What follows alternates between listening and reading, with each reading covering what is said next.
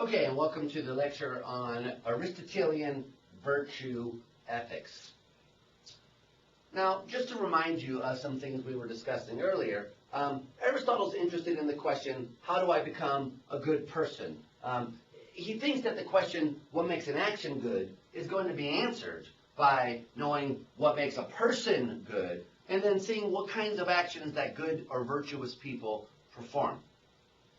Now, good actions then are defined in terms of what a good person would do, as I was just saying. Now, the answer to this question for Aristotle is basically very simple, and it's one that every Greek person would have agreed to. What makes a person good? Well, they're good when they have certain virtues. Now, virtues are character traits like honesty, generosity, chastity, bravery, courage, etc. So a person is good when they have virtues.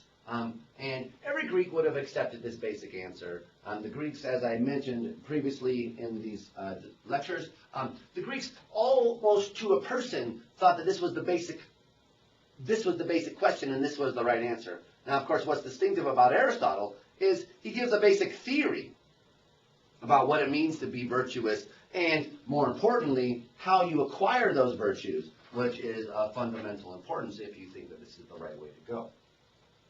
Now, in order to understand what Aristotle's up to, you first have to understand the kind of context that he's located in, and that means understanding the views of his teacher, Plato. And Plato's views were influenced heavily by the views of his teacher, namely Socrates.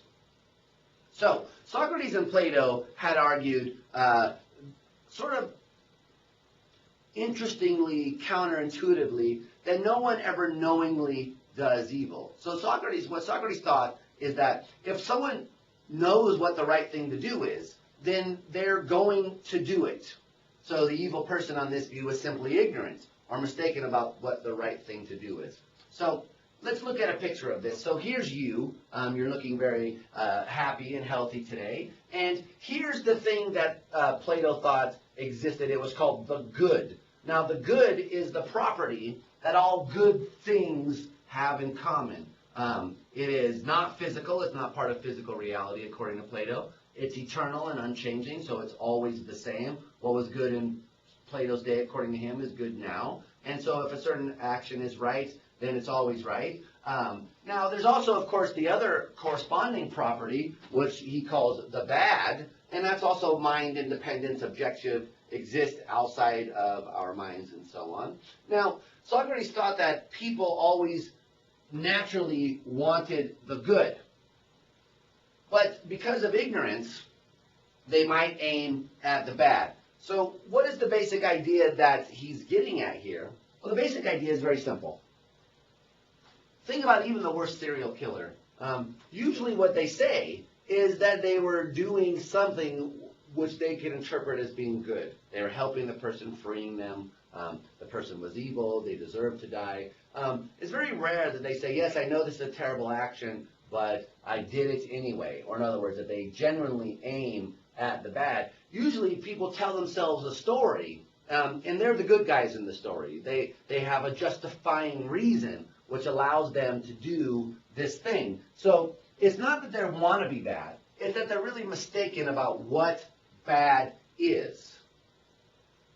They're simply ignorant about what makes this, what the real truth of the matter is in this case. And they have mistakenly identified something as good, which isn't. Now notice this is an objectivist view. So Plato thinks there's a real answer here to whether this is right or wrong. And this person has simply got it backwards because of whatever reason. They simply don't properly identify the thing which is good. But if they did properly identify that, then they would immediately aim for it, since people are naturally constituted to be drawn towards the good, sort of like a moth to a light.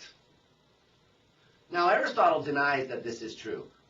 Aristotle thinks that there are cases where people know what the right thing to do is and simply fail to do it. So you might think, look, we can think of these cases left and right. So you find a wallet in the street. The wallet has $100 in it, and also the person's name, address, phone number, You might even imagine it has a tax return information in there, so you really can see that this person doesn't have a lot of money.